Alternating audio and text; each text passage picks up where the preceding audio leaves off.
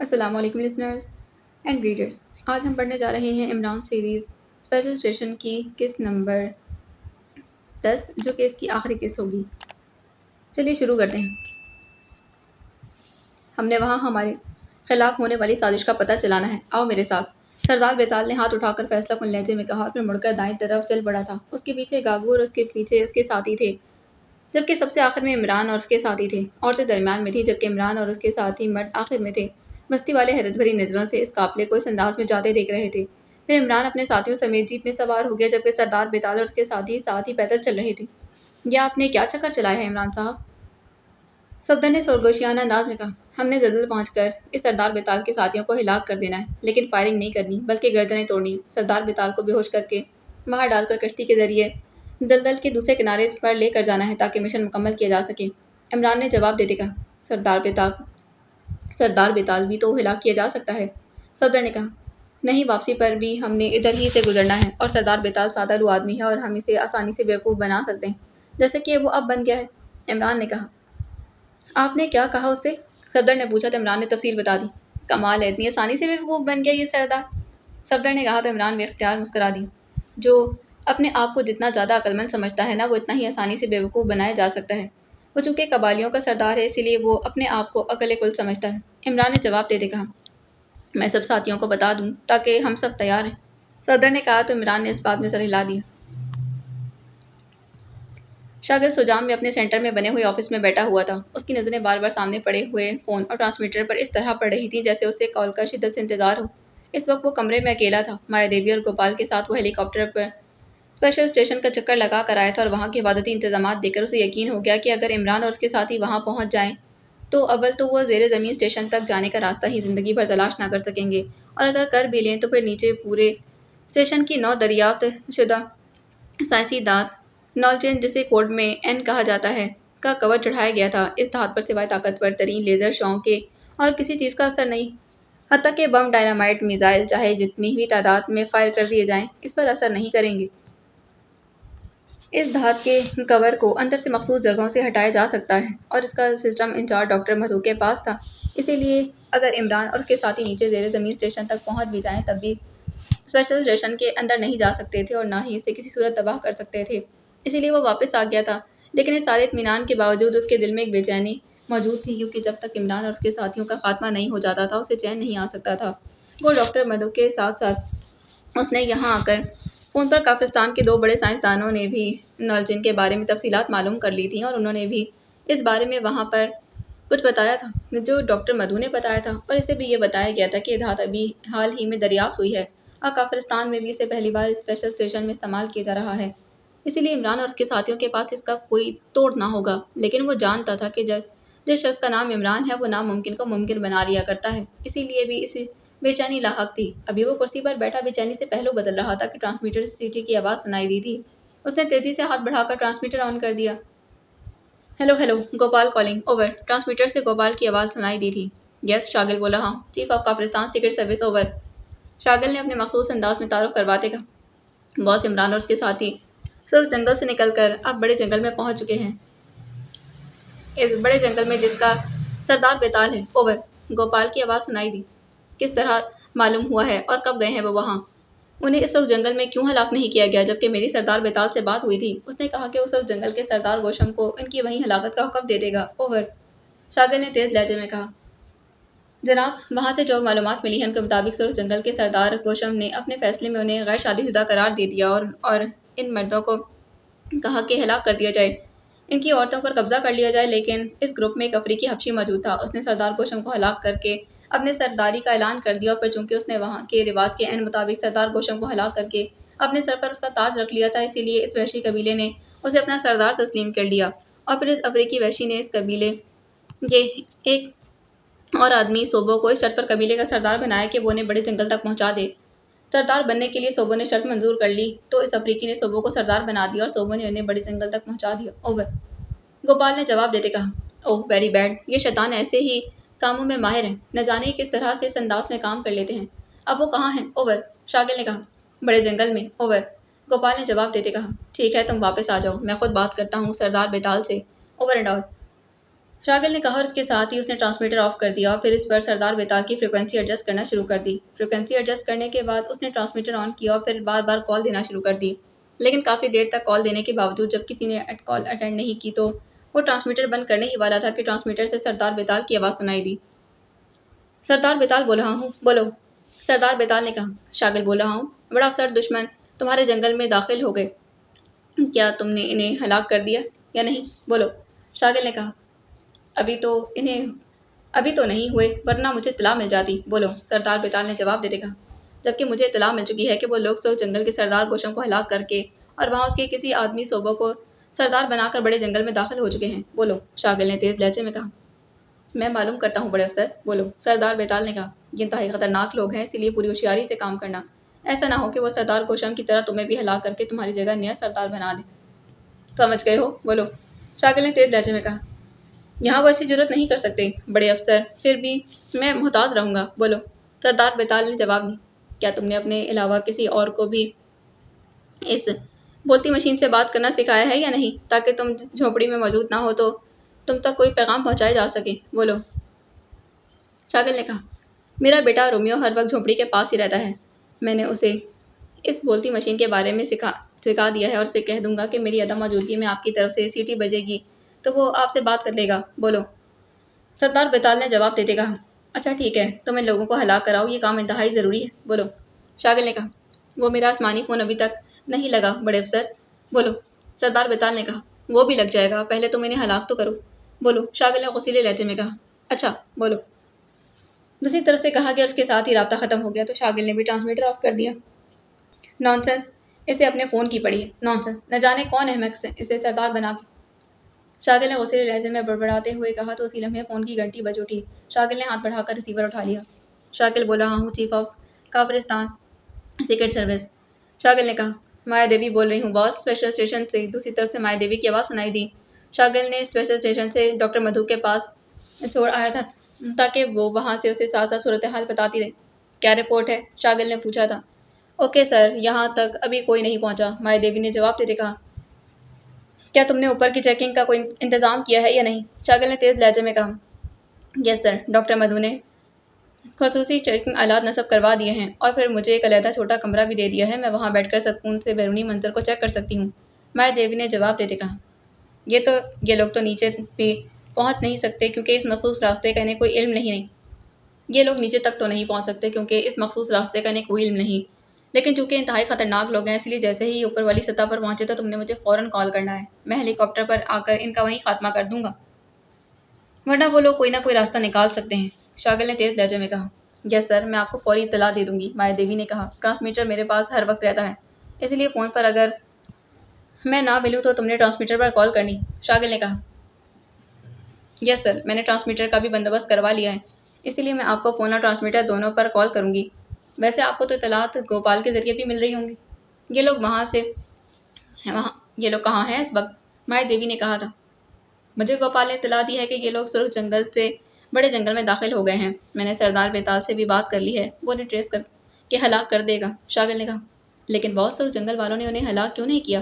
مایا دیوی نے حیرت بھرے لہجے میں کہا، تو تمہارا کیا خیال ہے کہ یہ عام لوگ ہیں؟ یہ دنیا کے سب سے خطرناک لوگ ہیں، انہوں نے الٹا وہاں سردار گوشم کو ہلاک کر کے اپنے افریقی نژاد ساتھی کو سردار بنوا دیا اور پھر پورے قبیلے نے اس افریقی نژاد کی سرداری قبول کر لی، پھر اس افریقی نژاد نے وہیں کے قبائلی صوبوں کو اپنی جگہ سردار بنا دیا اور اس نئے سردار صوبوں نے انہیں بحفاظت بڑے جنگل تک پہنچا دیا۔ شاگل نے جواب دیتے کہا، اوہ، یہ تو بڑے خطرناک لوگ ہیں، لیکن باس آپ کے مقابلے پر یہ کچھ بھی نہیں کر سکتے، آپ ان سے زیادہ ذہین اور فعال ہیں۔ مایا دیوی نے خوش آمدانہ لہجے میں کہا، تمہاری بات بھی درست ہے، میرا دل کہتا ہے کہ یہ لوگ سردار بیتال کے بھی بس کے نہیں، اسی لیے یہ کسی نہ کسی طرح اسپیشل اسٹیشن کے ایریا تک پہنچ جائیں گے اور میرے ہی ہاتھوں ہلاک ہوں گے۔ شاگل نے کہا، یس باس، ایسا ہی ہوگا، یہ کریڈٹ آپ کو ہی ملے گا۔ مایا دیوی نے کہا، ہاں لیکن تم نے نہ صرف محتاط رہنا ہے بلکہ مجھے فوری اطلاع بھی کرنی۔ شاگل نے کہا، یس باس۔ دوسری طرف سے کہا گیا تو شاگل نے اوکے کہہ کر ریسیور رکھ دیا تھا اور اب اس کے چہرے پر اطمینان بھرے تاثرات تھے۔ عمران جیپ کو دلدل کے کنارے بنی جھونپڑی کی طرف لے جا رہا تھا۔ سردار بیتال اپنے 8 ساتھیوں کے ساتھ دوڑنے کے انداز میں چلتا ان کے ساتھ یہاں پہنچا تھا، کیونکہ گھنے جنگل کی وجہ سے جیپ کی رفتار تقریباً نہ ہونے کے برابر تھی۔ گو عمران کی خواہش تھی کہ وہ سردار بیتال سے پہلے وہاں پہنچ کر صورتحال کو چیک کر لے، لیکن گنجان جنگل کی وجہ سے وہ جیپ کو زیادہ رفتار سے نہ چلا سکتا تھا۔ پھر راستہ بتانے کے لیے تو گاگو آگے دوڑ رہا تھا، ورنہ وہ جنگل میں بھٹک بھی سکتے تھے۔ تمام ساتھی ہوشیار رہیں، میرے پاس بے ہوش کر دینے والی گیس پسٹل موجود ہے جو کھلی فضا میں بھی فوراً اثرات دکھاتی ہے۔ جیسے ہی میں کہوں تم سب نے سانس روک لینے ہیں۔ یہ اثرات جس قدر تیزی سے اثر کرتے ہیں اتنی تیز رفتاری سے کھلی فضا میں ختم ہو جاتے ہیں۔ اسی طرح ہم سردار بیتال اور اس کی مسلح آدمیوں کو بے ہوش کر دیں گے، پھر جیسی صورتحال ہوگی ویسے ہی اقدامات کر لیے جائیں گے۔ عمران نے کہا، ٹھیک ہے عمران صاحب، صفدر نے جواب دیا تھا، اور عمران نے جھونپڑی کے قریب جا کر جیپ روکی اور پھر تیزی سے نیچے اتر آیا تھا۔ اس کے نیچے اترتے ہی اس کے سارے ساتھی بھی نیچے اتر آئے تھے۔ آؤ اندر آؤ اور پھر مجھے بتاؤ کہ کیا سازش ہوئی ہے، سردار بیتال نے کہا۔ سانس روک لو، عمران نے اپنے ساتھیوں سے کہا، پھر اس کے ساتھ ہی اس کا جیپ میں موجود ہاتھ باہر آ گیا تھا۔ اس کے ہاتھ میں چھوٹا سا سٹار پسٹل موجود تھا۔ اس نے سردار بیتال کے پیروں میں فائر کر دیا۔ چٹک کی آواز کے ساتھ ہی سردار بیتال اور اس کے 8 مسلح ساتھی سب یوں زمین پر ڈھیر ہو گئے جیسے ریت کے خالی ہوتے ہوئے بورے۔ کچھ دیر بعد عمران نے آہستہ سے سانس لیا اور پھر زور سے سانس لیا۔ نامانوس بو ختم ہو چکی تھی۔ اب سانس لے لو، عمران نے اپنے ساتھیوں سے مخاطب ہو کر کہا۔ شکر ہے، میں تو بے ہوش ہونے والی تھی، شاہینہ لارا نے لمبے لمبے سانس لیتے ہوئے کہا۔ اور میرا حال تو تم سے بھی برا تھا، نازیہ نے بھی لمبے سانس لیتے کہا۔ تو جولی اور سولیہ دونوں بے اختیار ہنس پڑی تھی۔ عمران صاحب، ہمیں پہلے کشتی کو چیک کریں گے، کوئی بھی کسی بھی وقت یہاں آ سکتا ہے، صفدر نے کہا۔ تو عمران اس بات میں سر ہلاتا آگے بڑھا اور پھر جھونپڑی میں داخل ہو گیا۔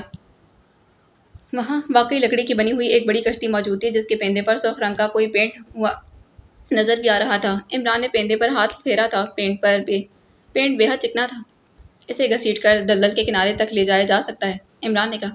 لیکن یہ تو بہت بھاری ہوگی، اور پھر گھاس پر اسے گھسیٹنا، صفدر نے حیرت بھرے لہجے میں کہا۔ ہمت تو بہرحال کرنا ہوگی، عمران نے کہا، اور اس کے ساتھ ہی وہ کشتی پر چڑھ گیا تھا۔ اس کا خیال تھا کہ وہاں کوئی پتوار وغیرہ موجود ہوں گے، کیونکہ دلدل کی چوڑائی 2 میل بتائی جا رہی تھی۔ ظاہر ہے کہ 2 میل بغیر کسی پتوار کے کشتی کیسے چل سکتی ہے، لیکن کشتی خالی تھی، اس میں کوئی پتوار وغیرہ نہیں تھا۔ لیکن اس کی نظر ایک موٹے رسے پر پڑ گئی تھی جو جنگلی بیلوں کو ایک دوسرے کے ساتھ ملا کر بنایا گیا تھا۔ رسا کشتی کے اگلے حصے سے بندھا ہوا تھا۔ رسے کی طوالت خاصی تھی اور وہ ایک ڈیڑھ کی صورت میں موجود تھا۔ یہ رسا شاید اسے دلدل کے کنارے تک گھسیٹنے کے لیے باندھا گیا ہے، عمران نے بڑبڑاتے ہوئے کہا۔ لیکن اسے یہ سمجھ نہ آ رہا تھا کہ آخر اتنی بھاری کشتی 2 میل چوڑی دلدل کو کیسے کراس کرے گی، لیکن ظاہر ہے کہ اب مزید کیا سوچا جا سکتا تھا، اسی لیے اس نے رسے کا سرا پکڑا اور پھر اچھل کر کشتی پر سے نیچے اترا تھا۔ اسے اب رسے سے گھسیٹ کر کنارے تک لے جانا ہے، عمران نے اس رسے کو جھٹکا دیتے ہوئے کہا، لیکن دوسرے ہی پل بے اختیار اچھل کر ایک طرف ہٹنا پڑا کیونکہ معمول سے کھچاؤ کی وجہ سے انتہائی بڑی کشتی تیزی سے پھسلتی ہوئی آگے آئی تھی۔ کمال ہے، نہ جانے کس قسم کا گوند لگایا ہے کہ اتنی بھاری کشتی کاغذی کشتی کی طرح کھینچی چلی آ رہی ہے، عمران نے حیرت بھرے لہجے میں کہا۔ مجھے دیں باس، جوزف نے آگے بڑھ کر عمران کے ہاتھ سے رسہ لیتے کہا۔ ان کا کیا کرنا ہے عمران صاحب؟ صفدر نے پوچھا تھا۔ ان کی تلاشی لے کر اگر کوئی اسلحہ ہے تو لے لو، ویسے بے ہوش افراد کو ہلاک کرنا غلط ہے، عمران نے کہا۔ تو صفدر، کیپٹن شکیل اور تنویر نے ان 8 کی جیبوں میں سے سائلنسر لگے ریوالور نکال لیے تھے۔ اب کشتی کو دھکا دو، بہرحال لگانا ہی پڑے گا، عمران نے کہا۔ میرا خیال ہے کہ جوزف اپنی کمر سے رسہ باندھ کر اسے زور سے کھینچے تو یہ خاصی آگے جائے گی، صفدر نے کہا۔ ہاں یہ ٹھیک ہے، عمران نے کہا، لیکن جب وہ دلدل کے کنارے پر پہنچے تو وہاں باقاعدہ ریمپ بنایا گیا تھا اور خاصی ڈھلوان تھی۔ اوہ، یہاں تو باقاعدہ ریمپ بنایا گیا ہے، کشتی ریمپ کے اوپر لے جائی جاتی ہوگی، چلو کھینچو اسے، عمران نے کہا۔ تو صفدر، تنویر اور کیپٹن شکیل نے بھی جوزف کے ساتھ مل کر چند لمحوں میں ہی کشتی کو ریمپ پر چڑھا دیا تھا۔ اب آؤ سب اس پر بیٹھ جاؤ، جوزف اسے دھکا لگا کر نیچے ہو جائے گا اور پھر خود بھی کشتی پر چڑھ جائے گا، عمران نے کہا۔ تو سب نے اس بات میں سر ہلا دیے۔ پھر چند لمحوں بعد عورتیں سمیت سب ساتھی کشتی پر سوار ہو گئے تھے۔ جوزف، اسے پوری قوت سے دھکا لگاؤ، لیکن تم نے خود بھی اس پر چڑھنا ہے، عمران نے کہا۔ یس باس، جوزف نے کہا، اور دوسرے لمحے دیوہیکل جوزف نے پوری قوت سے جب کشتی کو دھکیلا تو کشتی اتنی تیزی سے ڈھلوان پر پھسلتی ہوئی آگے بڑھی کہ عمران اور اس کے ساتھیوں نے بڑی مشکل سے اپنے آپ کو گرنے سے روکا تھا۔ جوزف بھی چیتے کی سی رفتار سے دوڑتا ہوا کشتی کے پیچھے آیا اور پھر کنارے سے اس نے اچھل کر چھلانگ لگا دی تھی۔ وہ کشتی میں آ گرا تھا، وہ نیچے گر پڑا تو شاید اسے چوٹ لگ جاتی، لیکن عمران نے اسے اس انداز میں دونوں ہاتھوں میں سنبھال لیا جیسے کوئی کسی بچے کو سنبھالتا ہے۔ گڈ شو جوزف، عمران نے اس کے سنبھلتے ہی اس کے کندھوں پر تھپکی دیتے کہا۔ تو جوزف کے سیاہ چہرے میں جیسے لائٹیں جل اٹھی۔ کشتی واقعی خاصی تیز رفتاری سے پھیلتی ہوئی دوسرے کنارے کی طرف بڑھتی چلی جا رہی تھی۔ عمران اور اس کے ساتھی اس انداز میں دلدل پر کشتی کو خود بخود پھسل کر آگے بڑھتے دیکھ کر حیران ہو رہے تھے۔ اس گوند کی بھی کمال ہی ہے اور ان قبائلیوں کی ذہانت کی بھی۔ عمران نے کہا تو سب نے اس بات میں سر ہلا دیے۔ ہمارے تو ذہن میں بھی نہیں آ سکتا تھا کہ اس انداز میں کشتی کو دلدل پر چلایا جا سکتا ہے۔ صفدر نے کہا، یہ واقعی بے پناہ ذہانت ہے۔ مجھے آج احساس ہو رہا ہے کہ صرف ترقی یافتہ لوگ ہی ذہین نہیں ہوتے، ذہانت ان وحشی قبائلیوں میں بھی پائی جاتی ہے۔ شاہینہ لارا نے کہا، پھر اسی طرح کی باتوں میں وقت گزرتا رہا۔ کشتی دوسرے کنارے کی طرف بڑھتی جا رہی تھی۔ اوہ، کشتی کی رفتار میں کمی آ رہی ہے۔ اچانک عمران نے چونک کر کہا، ہاں واقعی پہلی جیسی رفتار نہیں رہی، لیکن ابھی دوسرا کنارہ تو خاصا دور ہے۔ صفدر نے کہا، پھر تھوڑی ہی دیر بعد وہ کشتی کی رفتار میں واضح طور پر کمی بھی محسوس کرنے لگے تھے۔ میرا خیال ہے کہ ایسا وزن کی وجہ سے ہو رہا ہے۔ ہم سب اکٹھے ہی کشتی میں سوار ہو گئے۔ یہ قبائلی شاید اتنا وزن نہیں ڈالتے ہوں گے۔ جولیا نے کہا تو سب نے اس بات پہ سر ہلا دیے۔ اور پھر وہ ہوا جس کا انہیں ڈر تھا۔ کشتی کی رفتار کم ہوتے آخر وہ رک گئی تھی، جبکہ دوسرا کنارہ بھی نصف فرلانگ کے فاصلے پر تھا۔ اب کیا کریں؟ جولیا نے پریشان ہوتے کہا، جبکہ باقی سب ساتھیوں کے چہروں پر بھی تشویش کے تاثرات نمایاں تھے، کیونکہ ایک لحاظ سے تو وہ بری طرح پھنس گئے تھے، کیونکہ وہ اب واپس بھی نہیں جا سکتے تھے اور نہ ہی آگے۔ دلدل میں اترنا ویسے ہی جان سے ہاتھ دھونے کے برابر تھا۔ سب کی نظریں بار بار عمران کی طرف اٹھ رہی تھیں، جو کسی گہری سوچ میں ڈوبا ہوا تھا۔ جوزف، تمہارے ذہن میں کوئی حل ہے اس کا؟ عمران نے ایک طویل سانس لیتے جوزف سے مخاطب ہو کر کہا۔ یس باس، بڑا آسان سا حل ہے۔ جوزف نے جواب دیا تو عمران سمیت سب بے اختیار اچھل پڑے تھے۔ ان سب کے چہروں پر حیرت کے تاثرات ابھرے۔ کیا حل ہے؟ عمران نے پوچھا تھا۔ باس، رسہ میری کمر سے باندھ دو، میں دلدل میں اتر جاتا ہوں۔ اول تو مجھے معلوم ہے کہ دلدل میں کیسے آگے بڑھا جاتا ہے۔ میں نے بچپن میں ہی دلدلوں کو کراس کرنا سیکھ لیا تھا۔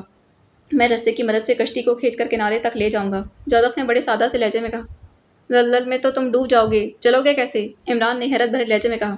باس، میں نے چلنے کی بات کی ہی نہیں ہے، میں نے آگے بڑھنے کی بات کی ہے۔ جس طرح پانی میں آدمی چل نہیں سکتا، تیر سکتا ہے، اسی طرح دلدل میں آدمی چل نہیں سکتا بلکہ آگے بڑھ سکتا ہے۔ جوزف نے جواب دیتے کہا۔ لیکن کیسے آگے بڑھو گے؟ عمران نے پوچھا۔ باس، یہ بھی تیرنے کے انداز جیسا ایک طریقہ ہے۔ اس میں اپنے پورے جسم کو توازن میں رکھنا پڑتا ہے اور پھر اس کشتی کی طرح آدمی آگے پھسلتا چلا جاتا ہے۔ اگر توازن خراب ہو جائے تو پھر آدمی دلدل میں اتر کر ختم ہو جاتا ہے۔ ایسی صورت میں آپ رسے کو کھینچ کر مجھے باہر نکال سکتے ہیں۔ جوزف نے جواب دی۔ تم نے بچپن کی بات کی ہے، اب تک یہ طریقہ بھول نہیں گئے ہوگے؟ عمران نے کہا۔ وہ شاید جوزف کی بات سے پوری طرح مطمئن نہ ہو رہا تھا۔ باس، مچھلی بڑی ہو جائے تو کیا وہ پانی میں تیرنا بھول جاتی ہے؟ جوزف نے جواب دیا تو اس بار عمران کی بات پر بے اختیار ہنس پڑا۔ اس کا انداز ایسا تھا جیسے وہ لاجواب ہو گیا۔ اوکے، لیکن ایک ترمیم تمہیں کرنا پڑے گی۔ عمران نے کہا۔ وہ کون سی باس؟ جوزف نے کہا۔ ہمارے پاس رسہ کافی لمبائی میں موجود ہے۔ تم رسہ کمر تک باندھ کر دلدل میں اترو اور پھر تیرتے ہوئے آگے بڑھ جاؤ۔ دوسرے کنارے پر پہنچ کر تم نے رسہ کنارے پر موجود کسی درخت کے ساتھ باندھ دینا ہے اور پھر رسے کو کھینچ کر کشتی کو کنارے تک لے جانا ہے۔ اس طرح تمہارا توازن بھی نہ بگڑے گا اور تم بخیریت دوسرے کنارے تک بھی پہنچ جاؤ گے، ورنہ تیرنے اور ساتھ ہی کشتی کو کھینچنے سے تمہارا توازن درست نہ رہے گا اور تم دلدل میں ڈوب جاؤ گے۔ عمران نے کہا۔ عمران صاحب، کیا رسہ اتنا طویل ہوگا؟ صفدر نے کہا تھا۔ ہاں، میرا خیال ہے نصف فرلانگ جتنا لمبا تو ہوگا، اور پہلے میں اتنا لمبا رسہ دیکھ کر حیران ہوا تھا، لیکن اب احساس ہو رہا ہے کہ قبائلیوں نے ایسے ہی کسی مشکل میں سے نپٹنے کے لیے اس قدر طویل رسہ کشتی میں رکھا ہوا ہے۔ عمران نے جواب دیا۔ پھر مجھے اجازت ہے باس؟ جوزف نے کہا۔ ہاں، ہمت کرو، اللہ تعالیٰ ہمت کرنے والوں کی مدد کرتا ہے۔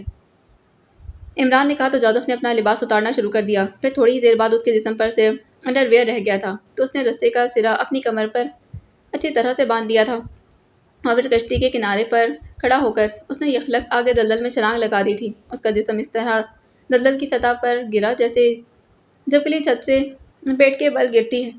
جوزف نے پیٹ کے بل دلدل کی سطح پر جوزف بھی پیٹ کے بل دلدل کی سطح پر گرا تھا اور پھر اس کے دونوں ہاتھ اس طرح حرکت کرنے لگے جیسے وہ ہاتھوں سے اس دلدل کی سطح کو تھپک رہا ہو۔ اور پھر عمران اور اس کے ساتھی یہ دیکھ کر حیران رہ گئے کہ جوزف کے اس طرح سے تھپکنے سے اس کا جسم ایک جھٹکے سے آگے بڑھ گیا تھا۔ حیرت انگیز، میں سوچ بھی نہ سکتا تھا کہ دلدل کو اس طرح بھی عبور کیا جا سکتا ہے۔ صفدر نے کہا تو سب اس کی تائید کرنے لگے تھے۔ جن علاقوں میں دلدلیں ہوتی ہیں وہاں کے لوگ اپنی زندگی کی بقا کے لیے سے نپٹنے کے لیے کوئی نہ کوئی طریقہ تو تلاش کر ہی لیتے ہیں، اسی لیے کہا جاتا ہے نا کہ ضرورت ایجاد کی ماں ہے۔ عمران نے کہا تھا۔ جوزف اس دوران کافی آگے نکل چکا تھا۔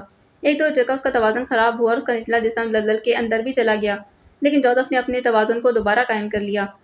اب عمران اور اس کے ساتھی کشتی میں کھڑے جوزف کو ان سب زندگیوں کی بقا کے لیے جدوجہد کرتے دیکھ رہے تھے۔ سب کے ذہنوں میں یہی بات تھی کہ جوزف ایسا نہ کرتا تو وہ ان کے ساتھ نہ ہوتا، وہ واقعی بری طرح پھنس سکتے تھے۔ پانی اور کھانے کے بغیر اس کشتی میں کب تک زندہ رہ سکتے تھے؟ اور پھر قبائلی آ جاتے یا پھر شاغل ہیلی کاپٹر پر آ جاتا تو وہ ان کے لیے واقعی ترنے والا بن کر رہ جاتے، لیکن اللہ تعالیٰ نے ان کی زندگیاں بچانے کا اہتمام کر دیا تھا۔ اور پھر تقریباً 2 گھنٹوں کی مسلسل ہمت اور مشقت کے بعد جوزف آخرکار دلدل کے دوسرے کنارے پر چڑھ گیا، اور اب ایک کشتی میں کافی لمبا رستہ موجود تھا۔ جوزف کافی دیر تک کنارے پر پڑا شاید ہموار سانس لیتا رہا تھا۔ پھر وہ اٹھا اور اس نے اپنی کمر سے رسا کھول کر اس کا ایک سرا درخت کے تنے سے اس کے گرد لپیٹ کر گانٹھ لگا دی تھی، اور اس کے بعد اس نے رسے کو دونوں ہاتھوں سے پکڑ کر کھینچنا شروع کر دیا۔ پہلے تو وہ رسا جو ابھی تک کشتی میں موجود تھا کھینچتا رہا، پھر ایک جھٹکے سے دلدل میں رکی ہوئی کشتی آگے کی طرف پھسلنے لگی تھی۔ جوزف مسلسل رسا کھینچ رہا تھا اور کشتی پھسلتی ہوئی آگے بڑھتی جا رہی تھی۔ تھوڑی ہی دیر بعد کشتی دوسری طرف کنارے سے جا لگی۔ Well done Joseph, well done, Imran نے اچھل کر کنارے پر چڑھتے ہوئے سامنے کھڑے جوزف سے مخاطب ہو کر کہا، اور ساتھ ہی اس نے اس کے کاندھے پر تھپکی دی تھی۔ باس، غلام کا کام ہی آقا کی خدمت کرنا ہے، جوزف نے مسکراتے ہوئے جواب دیا۔ اس کا پسینے اور دلدل کی مٹی میں لتھڑا ہوا چہرہ بے اختیار کھل اٹھا تھا۔ صفدر کیپٹن شکیل اور تنویر، حتیٰ کہ جولیا، شاہینہ لارا اور صالحہ اور نازیہ نے بھی دل کھول کر جوزف کی ہمت کی داد دی تھی۔ تم قریب ہی کوئی چشمہ تلاش کرو تاکہ نہا کر لباس تبدیل کر لو، ایسا نہ ہو کہ تمہاری وحشی قبائلی رگ پھڑک اٹھے اور تم آدم خوری پر اتر آؤ۔ عمران نے کہا تو سب بے اختیار ہنس پڑے تھے۔ یس باس، جوزف نے کہا، اور پھر اس نے کشتی میں جا کر وہاں سے اپنا لباس اٹھایا اور پھر کنارے سے اتر کر آگے درختوں میں بڑھتا چلا گیا، جبکہ عمران اور اس کے ساتھی وہیں کنارے پر کھڑے رہے۔ عمران نے رسے کو اس انداز میں درخت کے ساتھ باندھ دیا کہ کشتی کنارے پر ہی رہے، اور پھر تھوڑی ہی دیر بعد جوزف لباس پہن کر واپس آتا دکھائی دیا۔ شاہینہ لارا، اب تم نے ہمیں راستہ بتانا ہے جہاں سے تمہیں اسپیشل اسٹیشن میں لے جایا جاتا تھا، عمران نے شاہینہ لارا سے مخاطب ہو کر کہا۔ مجھے یہاں کھڑے ہو کر تو اندازہ نہیں ہو سکتا، ہمیں پہلے ہیلی کاپٹر ڈھونڈنا پڑے گا، وہاں سے میں اندازہ لگا سکتی ہوں، شاہینہ لارا نے کہا۔ جوزف، تم جاؤ اور یہاں کوئی ہیلی کاپٹر پیڈ ہوگا، اسے تلاش کر کے آؤ، کیونکہ تم زیادہ اچھے انداز میں جنگل میں گھوم پھر سکتے ہو، لیکن خیال رکھنا ہو سکتا ہے یہاں کوئی سیکیورٹی انتظامات بھی کیے گئے ہوں، عمران نے کہا۔ یس باس، جوزف نے کہا اور تیزی سے دوڑتا ہوا جنگل میں گم ہو گیا۔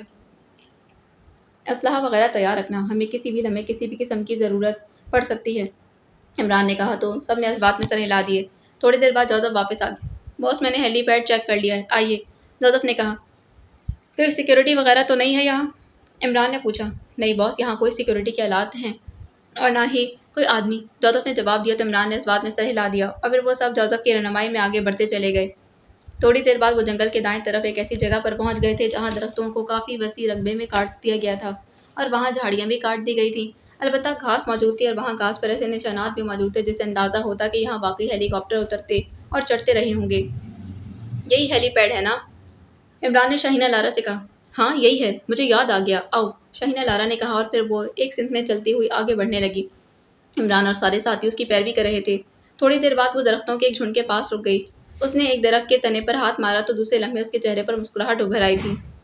یہ درخت مصنوعی ہے، شاہینہ لارا نے کہا۔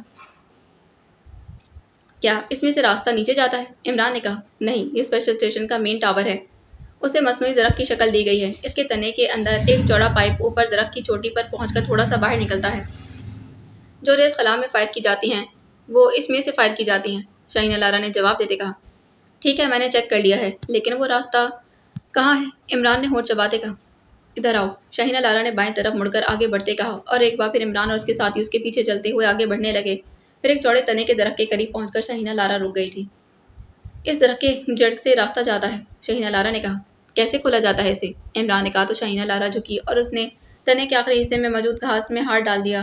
چند لمحوں بعد ہلکی سی کھٹاک کی آواز سنائی دی اور اس کے ساتھ ہی زمین کا ایک بڑا حصہ کسی صندوق کے ڈھکن کی طرح اوپر کو اٹھتا چلا گیا۔ گڈ شو، آؤ، عمران نے جیب سے مشین پسٹل نکال کر اس راستے میں داخل ہوتے کہا تھا۔ باقی ساتھی بھی اسلحہ لے کر اس کے پیچھے بڑھنے لگے۔ راستہ گہرائی میں اترتا چلا جا رہا تھا۔ عمران کی تیز نظریں راستے کی چھت اور سائڈ کو مسلسل چیک کر رہی تھیں، لیکن اسے وہاں کسی قسم کا کوئی آلہ نصب شدہ نظر نہیں آیا تھا۔ راستے کا اختتام ایک راہداری میں ہوا۔ عمران آگے بڑھنے لگا، اس کے ساتھ ہی اس کے پیچھے تھے، لیکن ایک چکر کاٹ کر وہ سب واپس اسی جگہ پر پہنچ گئے جہاں سے راہداری میں آئے تھے۔ یہ کیا ہوا؟ ہم تو وہیں پہنچ گئے، یہ راستہ تو نہ ہوا، جولیا نے حیرت بھرے لہجے میں کہا۔ راستے کے سامنے دروازہ تھا جس سے ہم اسپیشل اسٹیشن میں داخل ہوتے تھے، لیکن اب تو سب کچھ بند ہے، شاہینہ لارا نے حیرت بھرے لہجے میں کہا۔ عمران نے آگے بڑھ کر راہداری کے سامنے والی دیوار کو تپتپایا تو دوسرے لمحے وہ چونک پڑا، کیونکہ دیوار کو تپتپانے سے ایسی آواز نکلی جیسے دیوار کی دوسری طرف خلا ہو۔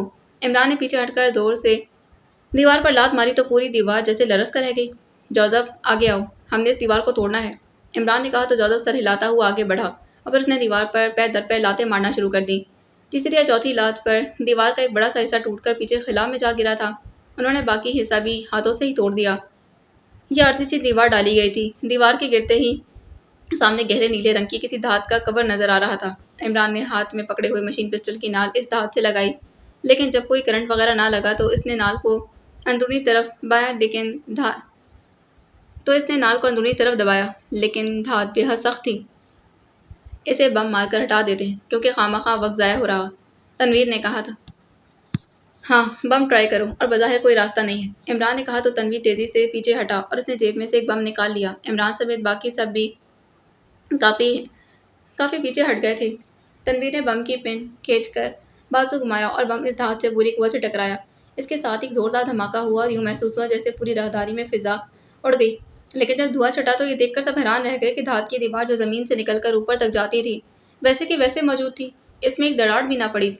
ویری بیڈ، یہ کس قسم کی دھات ہے؟ عمران نے کہا۔ عمران صاحب، یہ تو ہم لب بام پہنچ کر ناکام ہو گئے، صفدر نے کہا۔ یہاں کوئی نہ کوئی راستہ تو ہوگا، لیکن یہ دیوار چاروں طرف بنی ہوئی ہے، ساری دیوار کو توڑ کر کئی دن لگ جائیں گے، عمران نے پریشان ہوتے کہا۔ عمران صاحب، ہیلی کاپٹر کی آواز آ رہی ہے، عقب میں کھڑے کیپٹن شکیل نے اچانک کہا تو عمران سمیت سب اختیار چل پڑے تھے۔ او ہاں، آ رہی ہے آواز، یہ لازماً شاغل ہوگا، آؤ یہاں تو ہم چوہوں کی طرح مارے جائیں گے، آؤ، عمران نے کہا اور اس کے ساتھ ہی وہ تیزی سے مڑا اور دوڑتا ہوا راستے سے گزر کر باہر آ گیا تھا، جبکہ اس کے پیچھے باقی ساتھی بھی اس کھلے ہوئے حصے سے باہر آ گئے تھے۔ انہیں اب ہیلی کاپٹر کی آواز واضح طور پر سنائی دے رہی تھی، جس طرف ہیلی کاپٹر تھا۔ آؤ ادھر آ جاؤ، عمران نے کہا اور تیزی سے دوڑتا ہوا مخالف سمت کی طرف چلا گیا تھا۔ کچھ فاصلے پر آنے کے بعد وہ رکا کہ اچانک تیز فائرنگ کی آواز سنائی دینے لگی۔ یوں لگ رہا تھا کہ جیسے کچھ لوگ بھاگتے ہوئے مشین گنوں سے بے تحاشا فائرنگ کرتے ادھر آ رہے ہیں۔ جب تک کوئی خطرہ نہ ہو کوئی فائر نہ کرے، عمران نے کہا اور پھر ایک اونچی جھاڑی کے پیچھے ہو گیا۔ اس کے ساتھ ہی بھی اس کے پیچھے ہی جھاڑیوں کی اوٹ میں ہو گئے تھے۔ ان سب کی نظریں سامنے کی طرف تھیں۔ فائرنگ اب بھی کافی قریب سے سنائی دے رہی تھی۔ شاگل سوجام میں سیکرٹ سروس کے سینٹر میں اپنے آفس میں موجود تھا کہ سامنے موجود فون کی گھنٹی زور سے بج اٹھی۔ شاگل نے ہاتھ بڑھا کر ریسیور اٹھا لیا۔ یس، شاگل chief of Kafiristan secret service بول رہا ہوں، شاگل نے اپنے مخصوص انداز میں کہا۔ مایا دیوی بول رہی ہوں باس، اسپیشل اسٹیشن سے۔ دوسری طرف سے مایا دیوی کی متوحش سی آواز سنائی دی تھی۔ او کیا ہوا جلدی بولو، کیا ہوا؟ شاگل نے یخلک چیختے لہجے میں کہا۔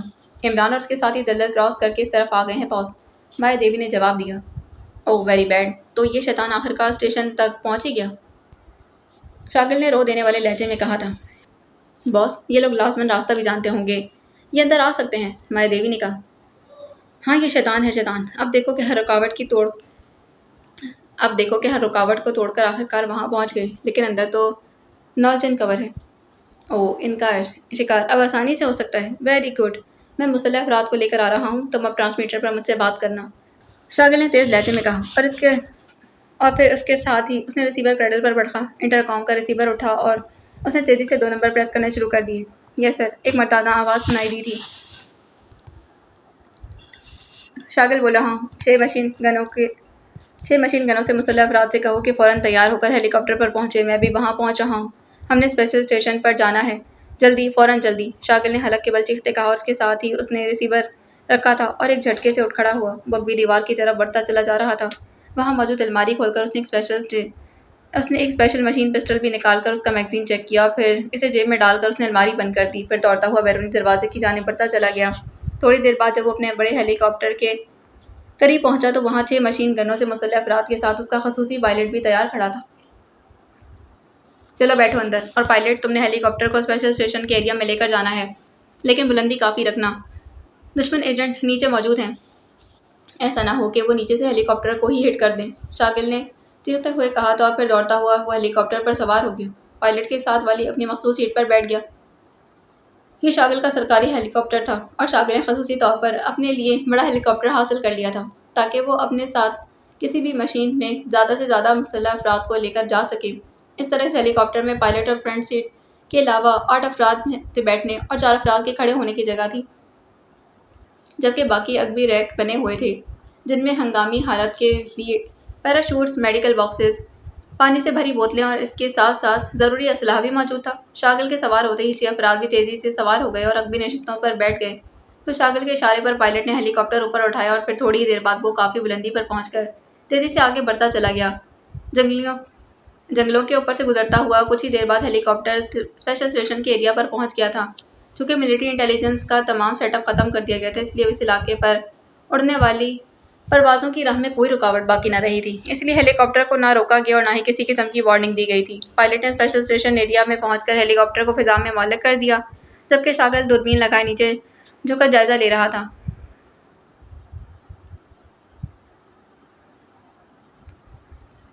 ہیلی کاپٹر کو آہستہ آہستہ گھماؤ، شاگل نے کہا تو پائلٹ نے اس کے حکم کی تعمیل کر دی تھی۔ او اسپیشل اسٹیشن کا راستہ کھلا ہوا ہے۔ او شیطان اندر داخل ہو گئے، اب ان کا خاتمہ آسانی سے ہو سکتا ہے۔ ہیلی کاپٹر کو فوراً ہیلی پیڈ پر اتار دو، فوراً جلدی، شاگل نے سیدھے ہو کر پائلٹ سے مخاطب ہو کر چیختے کہا تو پائلٹ نے ہیلی کاپٹر کو آگے بڑھایا اور اس کے ساتھ ہی اس نے تیزی سے اس کی بلندی کم کرنا شروع کر دی۔ پھر چند ہی لمحوں بعد وہ اسے ہیلی کاپٹر پر بحفاظت اتارنے میں کامیاب ہو گیا۔ آؤ نیچے، شاگل نے ہیلی کاپٹر سے نیچے اترتے ہوئے کہا تو 6 کے 6 مسلح افراد تیزی سے نیچے اترے تھے۔ فائرنگ کرتے ہوئے بائیں طرف کو دوڑو، پھر جب میں کہوں گا تو پھر دائیں طرف، اور جب ہم صندوق کی طرف اٹھے ہوئے ڈھکن کے پاس پہنچیں گے تو یقیناً فائرنگ کی آواز سن کر یہ لوگ اس وقت باہر نکل رہے ہوں گے۔ ہم نے انہیں ایک لمحہ ضائع کیے بغیر گولیوں سے چھلنی کر دینا ہے۔ سنا تم نے؟ شاگل نے چیخ کر کہا تھا۔ یس باس، لیکن اس راستے تک ہماری رہنمائی کون کرے گا؟ ایک آدمی نے کہا۔ میں کروں گا، میں تمہارے ساتھ ساتھ لیکن پیچھے رہوں گا۔ چلو دوڑو دائیں طرف، شاگل نے کہا تو سب تیزی سے دوڑنے لگے۔ شاگل نے 6 افراد کے عقب میں دوڑ رہا تھا، اس کے ہاتھ میں مشین پسٹل تھا۔ تھوڑا آگے آنے کے بعد شاگل نے چیخ کر فائرنگ شروع کر دی تھی اور دوڑتے ہوئے مسلح افراد نے بھی فائر کھول دیا۔ فضا بے تحاشا اور شدید فائرنگ کی آواز سے گونج اٹھی۔ شاگل عقب میں دوڑ رہا تھا اور فائرنگ کرتے افراد کو اس راستے کے دہانے کی طرف لے جا رہا تھا جو اس نے ہیلی کاپٹر سے دوربین کی مدد سے دیکھا تھا۔ وہ چونکہ پہلے مائع دیوی کے ساتھ یہاں آ چکا تھا اور ڈاکٹر مدھو نے اس کے حکم پر راستہ اندر سے کھولا تھا، اس لیے اسے معلوم تھا کہ راستہ کہاں ہے اور وہ اندر کی کیا پوزیشن ہے۔ اسے معلوم تھا کہ اندر پورے اسٹیشن کے گرد نالجن دھات سے کور بنایا گیا ہے جس سے کوئی چیز بھی اثر نہیں کرتی۔ اس کے باقاعدہ دیوار بنائی گئی تھی۔ اس طرح دوہرا حفاظتی انتظام کیا گیا تھا۔ اس دھات میں 2 دروازے بھی تھے جو ڈاکٹر مدھو ہی کھول سکتا تھا۔ شاگل نے فائرنگ اسی لیے کرائی تھی کہ فائرنگ کی آواز سن کر اندر موجود عمران اور اس کے ساتھی یقیناً اندر سے باہر آئیں گے اور اس طرح انہیں آسانی سے شکار کر لیا جائے گا، کیونکہ کھلا ہوا راستہ بتا رہا تھا کہ وہ لوگ کسی نہ کسی انداز میں ڈاکٹر مدھو سے راستہ کھلوا کر اندر داخل ہونے میں کامیاب ہو گئے۔ لیکن مسلح افراد فائرنگ کرتے ہوئے اس راستے تک پہنچ گئے، لیکن کوئی آدمی نظر نہیں آیا تھا۔ اندر چلو، یہ شیطان اندر ہوں گے، چلو اندر، عقب میں موجود شاگل نے چیخ کر کہا اور اس کے ساتھ ہی مسلح افراد تیزی سے اندر کی طرف مڑے اور پھر نیچے جاتے راستے پر دوڑتے ہوئے آگے بڑھتے چلے گئے۔ عقب میں شاگل بھی اندر داخل ہوا اور پھر وہ اسی راستے کے اختتام پر پہنچے تھے کہ ان کے عقب میں راستہ بند ہو گیا۔ اب ہوش آیا ہے ڈاکٹر مدھو کو، اب اس نے راستہ بند کیا، شاگل نے بڑبڑاتے کہا اور پھر مسلح افراد سمیت وہ پورے اسٹیشن کے گرد گھوم گئے تھے، لیکن نہ عمران آیا اور نہ ہی اس کے ساتھ تھی، جبکہ نالجن دھات کا کور ویسے کا ویسے موجود تھا اور ایک جگہ نالجن دھات کے سامنے ڈالی گئی دیوار بھی ٹوٹی ہوئی تھی، لیکن کور کو کچھ بھی نہ ہوا تھا۔ یہ لوگ کہاں گئے؟ ہم سے پہلے ہی نکل گئے۔ واپس چلو، ہم نے انہیں تلاش کرنا ہے، شاگل نے چیخ کر کہا اور اس کے ساتھ ہی واپس مڑ گئے۔ اس بار شاگل نے آگے جانا کا ارادہ کر لیا تھا، لیکن راستہ بند ہو چکا تھا۔ مجھے ڈاکٹر مدھو سے کہنا ہوگا۔ شاگل نے جلدی سے جیب میں ہاتھ ڈالا تاکہ جیب میں موجود ٹرانسمیٹر نکال کر ڈاکٹر مدھو کو کال کرے، لیکن دوسرے لمحے وہ یہ دیکھ کر بے اختیار اچھل پڑا کہ ٹرانسمیٹر جیب میں موجود نہیں تھا، اور اسی وقت اسے یاد آیا کہ اس نے ٹرانسمیٹر نکال کر میز پر رکھا تھا۔ جلدی میں اسے ٹرانسمیٹر اٹھانا یاد نہیں رہا۔ اب کیا ہوگا؟ Very bad. تم میں سے کسی کے پاس ٹرانسمیٹر ہے؟ شاگل نے اپنے ساتھیوں سے پوچھا۔ نو باس، ان سب نے جواب دیا۔ بہرحال یہ شیطان کسی نہ کسی طرح راستہ کھول کر اندر تو آئیں گے ہی، ورنہ ان کا مشن کسی صورت پورا نہیں ہو سکتا، اور ناکام واپس جانا ان کی عادت نہیں، اسی لیے یہاں چھپا رہنا زیادہ سود مند ہے۔ شاگل نے اس طرح اونچی آواز میں بڑبڑاتے کہا جیسے وہ اپنے آپ کو تسلی دے رہا، ظاہر ہے کہ اس کے علاوہ وہ کر بھی کیا سکتا تھا۔ عمران اور اس کے ساتھی جھاڑیوں کی اوٹ میں دبکے ہوئے تھے۔ صندوق کے ڈھکن کی طرح اٹھی ہوئی ذہنی اور نیچے جانا راستہ اس کی نظروں کے سامنے تھا، اور پھر فائرنگ کرتے ہوئے افراد وہاں پہنچے۔ شاگل ان کے عقب میں تھا اور پھر شاگل کے کہنے پر وہ سب تیزی سے فائرنگ کرتے بڑے اور شاگل سمیت نیچے اترتے چلے گئے۔ جب یہ لوگ نظروں سے غائب ہو گئے تو عمران نے ہاتھ بڑھا کر اپنے ساتھیوں کو وہیں رکنے کا کہا اور پھر خود دوڑتا ہوا اس درخت کی طرف بڑھ گیا جس کی جڑ میں ہاتھ ڈال کر شاہینہ لارا نے راستہ کھولا تھا۔ عمران نے چونکہ شاہینہ لارا کو ایسا کرتے دیکھ لیا تھا، اس لیے اسے معلوم تھا کہ راستہ کہاں سے کھلتا ہے اور کہاں سے بند ہوتا ہے۔ وہ درخت کے قریب پہنچ کر جھکا اور گھاس کے عین اسی جگہ پر جہاں پہلے شاہینہ لارا نے ہاتھ ڈالا تھا اس نے ہاتھ ڈالا اور پھر اس نے ہینڈل چیک کر لیا تھا۔ عمران نے ہینڈل پر زور ڈالا تو ہینڈل نیچے دب گیا تھا۔ اس کے ساتھ ہی اٹھا ہوا حصہ تیزی سے نیچے گرتا چلا گیا تھا، زمین کے قریب ہو گیا۔ چونکہ وہ حصہ جو اوپر اٹھا ہوا تھا وہاں جھاڑیاں تھیں اور باقی حصے میں بھی، اسی لیے ڈھکن بند کرنے کے بعد غور سے دیکھنے پر بھی وہاں کوئی لکیر نظر نہ آ رہی تھی۔ آؤ جلدی، اب ہم نے ہیلی کاپٹر پر قبضہ کرنا ہے۔ جوزف تم جاؤ اور اس کے پائلٹ کی گردن توڑ دو، ہم آ رہے ہیں، جاؤ، عمران نے چیخ کر کہا تو جوزف جھاڑیوں کی اور سے نکلا اور چیتے کے تیزی سے دوڑتا ہوا جنگل میں غائب ہو گیا۔ عمران صاحب، شاگر اور اس کے ساتھیوں کو آسانی سے ہلاک کیا جا سکتا ہے، پھر آپ نے پھر چھوڑ دیا انہیں، صفدر نے باہر آتے کہا۔ بچوں والی باتیں مت کیا کرو، اندر یقیناً باہر کی مانیٹرنگ کی جا رہی ہوگی اور ہم ان پر فائر کھول دیتے تو ہم پر بھی فائرنگ کھل جاتی۔ ہمارا مقصد مشن کو مکمل کرنا ہے، کسی کو خصوصی طور پر ٹارگٹ بنانا نہیں، آؤ، عمران نے قدرے سخت لہجے میں کہا اور اس کے ساتھ ہی وہ اس طرف کو بھاگنے لگا جدھر ہیلی پیڈ تھا۔ کیا تم ہیلی کاپٹر پر قبضہ کر کے واپس جانا چاہتے ہو؟ اچانک ہی اس کے پیچھے دوڑتے ہوئے تنویر نے کہا۔ تو اور کیا کریں، اس دھات کے کبر نے ہمیں اندر جانے سے روک دیا، اس پر طاقتور بم بھی اثر نہیں کرتا، اسی لیے واپس نہ جائیں تو اور کیا کریں؟ عمران نے دوڑتے کہا۔ نہیں، ہم واپس نہیں جائیں گے، ہم یا تو جان دے دیں گے یا مشن مکمل کریں گے، تنویر نے غصے سے غراتے کہا۔ تنویر درست کہہ رہا ہے، جولیا نے بھی تنویر کی تائید کرتے کہا۔ عمران ٹھیک کہہ رہا ہے، جب کوئی راستہ ہی نہیں تو کیا اب دیواروں سے سر پھوڑنا ہے؟ شاہینہ نے عمران کی حمایت کرتے کہا۔ خاموش رہو تم، نان سینس، خبردار اگر اب تم نے عمران کی حمایت کی تو گولی مار دوں گی، جولیا نے چیخ کر کہا۔ ارے آپس میں تو مت لڑو ورنہ عمران بیچارے کو دلی دکھ ہوگا، عمران نے کہا۔ اس وقت وہ ہیلی کاپٹر پر پہنچ چکے تھے، وہاں جوزف پہلے سے موجود تھا، ساتھ ہی ایک آدمی کی لاش بھی پڑی تھی اور اس کی گردن توڑ دی گئی تھی۔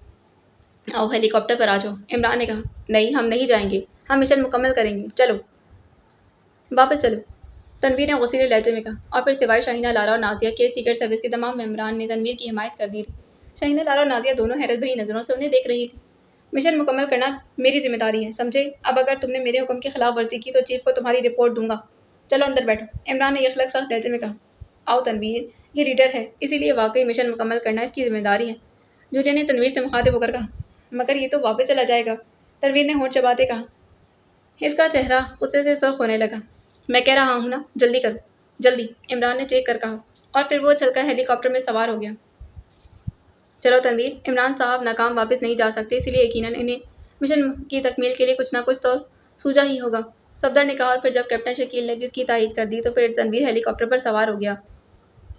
اس کے باقی ساتھی بھی تو ساتھ ہی ہیلی کاپٹر پر سوار ہو گئے تھے، لیکن سوائے شاہینہ لارا اور نازیہ کے سب کے چہرے بری طرح لٹکے ہوئے تھے۔ عمران نے ہیلی کاپٹر سٹارٹ کیا اور چند لمحوں بعد ہیلی کاپٹر نے ایک جھٹکا کھایا تھا اور اوپر کو اٹھتا چلا گیا۔ کافی بلندی پر جانے کے بعد عمران نے ہیلی کاپٹر کو اس علاقے کے اوپر گھمانا شروع کر دیا اور پھر چند منٹ بعد اس نے ہیلی کاپٹر کو ایک جگہ معلق کر دیا۔ صفدر، تم جیب میں TT-5 ہے نا، وہ مجھے دے دو، عمران نے مڑ کر رکب میں موجود صفدر سے مخاطب ہو کر کہا۔ مگر آپ کیا کریں گے؟ اس کو نیچے پھینکیں گے؟ مگر اس کا فائدہ؟ صفدر نے کچھ نہ سمجھنے والے انداز میں کہا۔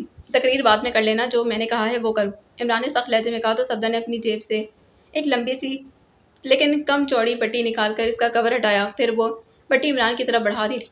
تنویر، تم نے ہیلی کاپٹر کا خیال رکھنا ہے، میں باہر جا رہا ہوں، عمران نے کہا۔ پھر اس سے پہلے کہ کوئی بولتا عمران اچھل کر کھڑکی سے باہر نکلا اور نیچے کی طرف جا کر غائب ہو گیا۔ شاہینہ لارا اور نازیہ دونوں کے چہرے عمران کو اس طرح باہر جاتے دیکھ خوف سے زد پڑ گئے تھے، جبکہ صفدر اور ساتھیوں کے منہ کھلے رہ گئے۔ انہیں سمجھ بھی نہ آ رہا تھا کہ عمران کیا کر رہا ہے۔ چند لمحوں بعد عمران ایک بار پھر اچھل کر کھڑکی سے اندر آیا تھا اور پائلٹ سیٹ پر بیٹھ گیا تھا۔ اس کے ساتھ ہی ہیلی کاپٹر ایک جھٹکے سے حرکت میں آیا اور پھر تیزی سے موڑ کاٹ کر مخالف سمت میں دوڑتا چلا گیا۔ عمران کے ساتھ ہی خاموش بیٹھے تھے، انہیں کچھ سمجھ نہ آ رہی تھی کہ عمران کیا کر رہا ہے، لیکن کچھ ہی دیر بعد عمران نے ہیلی کاپٹر ایک بار پھر فضا میں معلق کر دیا۔ ارے، تمہیں سانپ کیوں سونگھ گیا ہے؟ ابھی مشن مکمل ہونے والا ہے، دیکھو نیچے، عمران نے کہا تو سب بے اختیار اچھل پڑے تھے اور سب کی نظریں ہیلی کاپٹر کی کھڑکی سے نیچے جم گئیں۔ چند لمحوں بعد نیچے خوفناک دھماکہ ہوا اور پھر دوسرے لمحے نیچے سے اوپر کی طرف دھواں اور شعلے برآمد ہو گئے تھے اور کئی درخت ٹوٹ کر نیچے گرتے چلے گئے۔ یہ کیا ہوا؟ جولیا نے انتہائی حیرت بھرے لہجے میں کہا۔ مشن کی تکمیل، عمران نے مسکراتے کہا۔ مگر کیسے؟ جولیا نے ایک بار پھر انتہائی حیرت بھرے لہجے میں پوچھا۔ شاہینہ لارا نے بتایا تھا کہ مصنوعی درخت بنایا گیا ہے جس کے اندر ایک چوڑا پائپ رکھا گیا ہے جس کی بلندی اونچے درختوں جتنی رکھی گئی ہے۔ اس پائپ کے ذریعے خصوصی ریز نکل کر خلا میں ایک مخصوص ٹارگٹ پر پہنچتی ہیں، جن سے خلائی سیاروں کی وہ مشینری آف ہو جاتی ہے جو دفاعی سیکیورٹی کے بارے میں معلومات حاصل کر کے بھجواتی ہے۔ نیچے سے ہم اس دھات کو توڑ کر یا پھر اس میں دروازہ نمودار کر کے اندر جا سکتے تو ہم باہر آ گئے۔ پھر میرے ذہن میں ایک پلاننگ آئی تھی۔ شاگل اور اس کے آدمیوں کو اندر بند کر کے ہم نے شاگل کا ہیلی کاپٹر حاصل کیا۔ ہیلی کاپٹر کو اوپر لے جا کر میں نے درخت سے تھوڑا سے باہر نکلے ہوئے اس پائپ کا قطر چیک کیا تھا اور پھر مجھے معلوم ہو گیا کہ TT5 اس میں ڈالا جا سکتا ہے، اور پھر TT5 کے بارے میں تم جانتی ہو کہ یہ کسی گرم جگہ پر جا کر خود بخود پھٹ جاتا ہے۔ چنانچہ میں نے ہیلی کاپٹر فضا میں معلق کر دیا، صفدر سے TT5 لیا اور پھر اس کی مخصوص پن ہٹا کر باہر چلا گیا۔ ہیلی کاپٹر کے پیڈ کو ایک ہاتھ سے پکڑ کر دوسرے ہاتھ سے میں نے TT5 کو اس پائپ میں ڈال دیا اور پھر واپس ہیلی کاپٹر میں آ کر اسے وہاں سے دور لے گیا اور ایسی جگہ ایڈجسٹ کر دیا کہ تمہیں مشن مکمل ہوتا نظر آ جائے اور تمہارا غصہ بھی دور ہو جائے۔ عمران نے مسلسل بولتے کہا، حیرت انگیز، تم تو جینیس ہو، تم سپر جینیس ہو، سپر جینیس۔ شہینہ لارا نے یخلک چیخ کر بولتے ہوئے کہا، تم نے پھر تعریف کی؟ میں نے تمہیں منع کیا تھا نا، تمہیں آج پتہ چلا ہے اور ہم طویل عرصے سے اسے سپر جینیس تسلیم کرتے چلے آ رہے ہیں۔ جولیا نے منہ بناتے کہا، اب بولو تنویر، اب تو جولیا نے بھی مجھے سپر جینیس قرار دے دیا ہے۔ عمران نے مسکراتے کہا، تم خود ہی تو کہتے ہو کہ جینیس لوگوں کو خواتین شوہر بنانا پسند نہیں کرتی۔ تنویر نے جواب دیا تو سب بے اختیار ہنس پڑے تھے۔ عمران صاحب، شاگل اور اس کے ساتھی بھی ساتھ ہی ختم ہو گئے۔ صفدر نے کہا تو سب چونک پڑے۔ میرا خیال ہے وہ بچ جائیں گے، اس دھات کو شاید TT5 نہ توڑ سکی ہو، بہرحال جو اس کی قسمت میں لکھ دیا گیا ہو وہی ہوگا۔ عمران نے جواب دیتے کہا تو سب نے اس بات میں سر ہلا دیا۔ عمران نے ہیلی کاپٹر کو موڑا اور دارالحکومت کی طرف بڑھتا چلا گیا تاکہ حکومت کو اس کا علم ہونے سے پہلے وہ دارالحکومت کے نواح میں پہنچ کر اپنے آپ کو چھپا لینے میں کامیاب ہو جائیں۔ کافرستان کے صدارتی ہاؤس کے اسپیشل میٹنگ ہال میں ملٹری انٹیلیجنس کا چیف کرنل رمیش اور کافرستان سیکرٹ سروس کا چیف شاگل بیٹھے ہوئے تھے۔ دونوں کے چہرے لٹکے ہوئے تھے، ان کی آنکھوں میں ویرانی چھلک رہی تھی۔ شاگل کے سر پر باقاعدہ بینڈیج لگی ہوئی تھی۔ وہ دونوں اپنے اپنے خیالات میں گم تھے کہ میٹنگ ہال کا دروازہ کھلا تھا اور ایک لمبے قد اور درمیانے جسم کا آدمی اندر داخل ہوا۔ وہ سر سے گنجا تھا، آنکھوں پر موٹے شیشوں کی اینک تھی اور اس کا چہرہ بھی زرد پڑ چکا تھا۔ اس نے گہرے رنگ کا سوٹ پہنا ہوا تھا۔ وہ لڑکھڑانے کے سے انداز میں چلتا ہوا آگے بڑھتا چلا جا رہا تھا اور پھر کرنل رمیش اور شاگل کے ساتھ بڑی ہوئی کرسی پر بیٹھ گیا تھا، جیسے بڑی دور سے پیدل چل کر آیا۔ شاگل نے تو آنے والے کو صرف سرسری نظروں سے ہی دیکھا تھا، لیکن کرنل رمیش نے اس کے آنے پر احتراماً اٹھنا ہی مناسب سمجھا تھا۔ وہ اس کے بیٹھنے کے بعد خود بھی بیٹھ گیا۔ مجھے آپ کو زندہ دیکھ کر بے حد خوشی ہو رہی ہے ڈاکٹر مدھوکر، کرنل رمیش نے کہا تو شاگل نے چونک کر ایک بار پھر آنے والے کو دیکھا تھا۔ شکریہ، بس زندگی تھی بچ گیا، میرے ساتھی ہلاک ہو چکے ہیں۔ میں اس وقت ایک مشین کی مرمت کے لیے بلاکنگ ایریا سے خاصا دور تھا، لیکن گیس اٹیک کی وجہ سے میں بھی تقریباً نیم مردہ ہو چکا تھا، ڈاکٹر مدھوکر نے کہا، اور اس سے پہلے کہ اس سلسلے میں مزید بات ہوتی میٹنگ روم کا عقبی دروازہ کھلا اور صدر کافرستان اندر داخل ہوئے۔ کرنل رمیش، شاگل اور ڈاکٹر مدھو تینوں اٹھ کھڑے ہوئے۔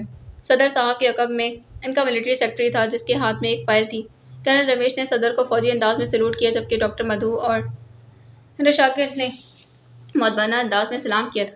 بیٹھیں، صدر نے انتہائی خشک لہجے میں کہا تھا اور پھر وہ اپنے مخصوص کرسی پر بیٹھ گئے۔ ملٹری سیکرٹری نے مؤدبانہ انداز میں فائل ان کے سامنے رکھی اور پھر سلوٹ کر کے وہ مڑا اور عقبی دروازے سے کمرے سے باہر چلا گیا۔ کیا کافرستان کی قسمت میں ہر بار شکست لکھ دی گئی ہے؟ کیا یہ ضروری ہے کہ ہر بار پاکیشی اور اس کے آدمی فتح مند ہوں اور پھر آپ ہر بار منہ لٹکائے ہوئے میرے سامنے آ کر بیٹھیں؟ صدر نے یخلت اس طرح بھڑکتے ہوئے لہجے میں کہا کہ جیسے وہ نہ جانے کتنے عرصے سے بھرے بیٹھے تھے۔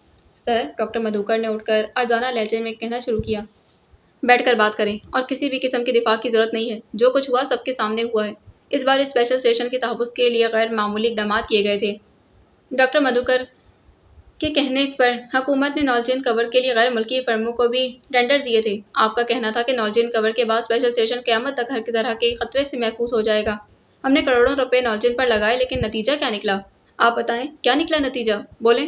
صدر نے اپنے منصب کو خیال میں رکھتے ہوئے حلق کے بل چیختے کہا، جناب، نالجین کا کور تو ویسے ہی موجود ہے، اسے کوئی نقصان نہیں پہنچا۔ ڈاکٹر مدھوکر نے کہا، لیکن اس کے باوجود اسپیشل اسٹیشن مکمل طور پر تباہ ہو گیا ہے۔ کیا پاک ایشیائی ایجنٹ جن پوت تھے؟ بولیں، کیا تھے وہ؟ صدر نے میز پر مکہ مارتے ہوئے کہا تھا، انتہائی غصیلے لہجے میں۔ ڈاکٹر مدھوکر نے سر جھکا لیا تھا۔ آپ بتائیں کرنل رمیش، آپ کو اس سارے ایریا کی سیکیورٹی دی گئی تھی، آپ فضائی اور زمینی کوریج کر رہے تھے، مگر اس کے باوجود پاک ایشیائی ایجنٹ نہ صرف سوجام سے آگے پورا ماروتی جنگل کراس کر گئے اور کالے جنگل کے قریب انہوں نے آپ کے کرنل ناتھ اور اس کے ساتھیوں کو بھی ہلاک کر دیا۔ بولیں، آپ کی ایجنسی کیا کرتی رہتی ہے؟ یہی آپ کی ایجنسی کی ٹریننگ کے چند عورتیں اور چند مرد مشتمل کہ چند عورتوں اور مردوں پر مشتمل گروپ کور نہیں کر سکی؟ کیوں نہ آپ کا کورٹ مارشل کر دیا جائے؟ صدر نے انتہائی غصیلے لہجے میں کرنل رمیش سے مخاطب ہو کر کہا۔ صدر نے انتہائی غصیلے لہجے میں کرنل رمیش سے مخاطب ہوتے کہا، جناب جو کچھ آپ فرما رہے ہیں ہوا تو ویسے بھی جناب جو کچھ آپ فرما رہے ہیں ہوا تو ویسے ہی، لیکن یہ سب کچھ اس قدر جلدی لیکن یہ سب کچھ اس قدر الجھا ہوا ہے کہ میں کوئی وضاحت نہیں دے سکتا۔ کرنل ناتھ انتہائی ذمہ دار آدمی تھا۔ اس کا وہاں پہنچنا اور پھر اپنے ساتھیوں سمیت ہلاک ہو جانا، اس بات کی تو ہمیں بھی سمجھ نہیں آئی جناب۔ آپ ملک کے صدر ہیں اور میں آپ کے سامنے جواب دہ ہوں، لیکن جناب میرا ذاتی خیال ہے کہ اس سارے معاملے کی تفصیلی انکوائری کرائی جائے کہ یہ لوگ کس کی غفلت سے وہاں پہنچے اور پھر کس کی غفلت سے اس مقصد میں کامیاب ہو گئی کہ کس طرح کامیاب ہوئے۔ کرنل رمیش نے انتہائی مؤدبانہ لہجے میں کہا، آپ درست کہہ رہے ہیں، میں خود بھی سارے کھیل پر حیران تھا۔ میں نے اس علاقے میں تعینات ملٹری فورس کے کرنل شیکھر کو خصوصی انکوائری کا حکم دے دیا تھا اور کرنل شیکھر کی رپورٹ میرے سامنے پڑی۔ صدر نے سامنے موجود فائل کی طرف اشارہ کرتے اس بار نرم لہجے میں کہا،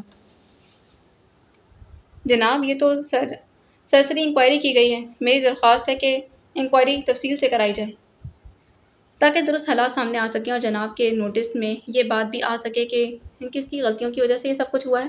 کرنل رمیش نے مؤدبانہ لہجے میں جواب دیتے کہا، کرنل شیکھر نہ صرف اس علاقے کے رہنے والے بلکہ وہ اس علاقے میں طویل عرصے سے تعینات ہیں۔ ان کے جنگلات کے سرداروں سے بھی اچھے تعلقات ہیں۔ انہوں نے ایک تفصیلی انکوائری کی ہے اور ان کے انکوائری کے مطابق پاکستانی ایجنٹ عمران اور اس کے ساتھی، جن کی تعداد 9 تھی، جن میں 5 مرد اور 4 عورتیں شامل تھیں، جیپ کے ذریعے سوجام سے آگے سرام کے راستے سے جانے کے بجائے قدیم اور متروک لیکن انتہائی دشوار گزار راستے سے کالے جنگل میں پہنچ گئے۔ کرنل ناتھ اور اس کے ساتھی پہلے سے ہی وہاں موجود تھے، لیکن نہ جانے کیا ہوا کہ کیسے ان پاکستانی ایجنٹوں کے ہاتھوں ہلاک ہو گئے تھے۔ کرنل شیکھر کے مطابق وہاں 2 جیپوں کے نشانات ملے ہیں، لیکن دوسری جیپ کے بارے میں اب تک کوئی بھی سراغ نہیں مل سکا کہ وہ کہاں سے آئی اور کہاں گئی اور ان میں کون لوگ سوار تھے۔ بہرحال انکوائری کے مطابق پاکستانی ایجنٹ صرف جنگل میں داخل ہو گئے جہاں کے سردار نے انہیں غیر شادی شدہ قرار دے دیا، لیکن ان کے ساتھی موجود ایک افریقی نژاد نے اسے ہلاک کر دیا تھا اور اس کا تاج خود پہن لیا تھا۔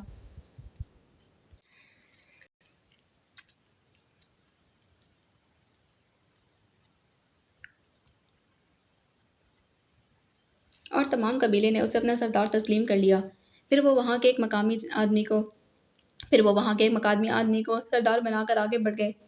بڑے جنگل میں سردار بیتال نے انہیں روکنے کی کوشش کی تو وہ اسے لے کر دلدل کے کنارے آ گئے جہاں قبائلیوں نے دلدل میں چلنے والی کشتی بنا رکھی تھی۔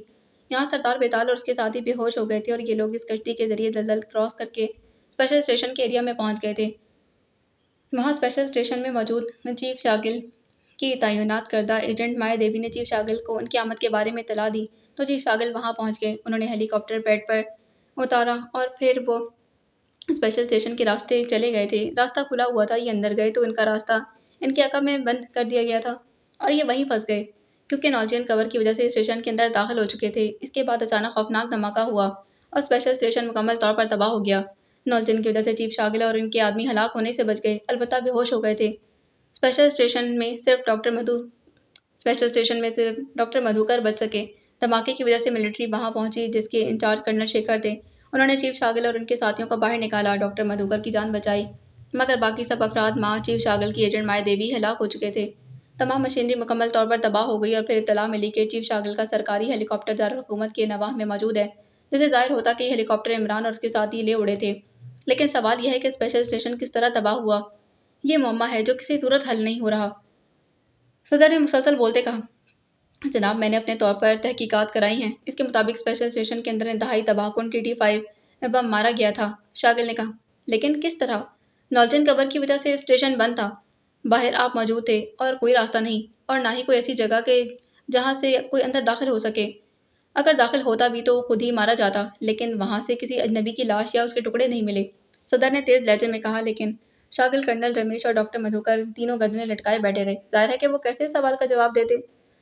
صدر کے سامنے رکھے ہوئے فون کی مترنم گھنٹی بج اٹھی تھی تو صدر بے اختیار چونک پڑے۔ اوہ، یہ پاکستانی ایجنٹ عمران کی کال ہوگی۔ اس کی عادت ہے، وہ مشن مکمل کر کے ضرور کال کرتا ہے، اسی لیے میں نے صدر سیکرٹری سے خصوصی طور پر کہا کہ عمران کی کال آئے تو میری بات کروا دے۔ صدر نے ریسیور اٹھاتے ہوئے اونچی آواز میں کہا اور اس کے ساتھ ہی انہوں نے لاؤڈر کا بٹن بھی پریس کر دیا۔ من کا مسمی العمران MSD DSC آکسن بزبانِ خود بول رہا ہوں۔ दूसरी तरफ से इमरान ने इंतहाई शगुफ्ता लहजे में कहा, क्या बात है, क्यों कॉल की है? सदर ने वसीले लहजे में कहा, आपका गुस्सा बेजा है जनाब। आपने खुद पाकिस्तान के दिफा के खिलाफ स्पेशल स्टेशन बनाकर हमें चैलेंज किया, और अब जबकि आपका स्टेशन तबाह हो गया है तो आपको गुस्सा आ रहा है। क्या आपका ख्याल है कि हम फूलों के हार आपके गले में डालने आते?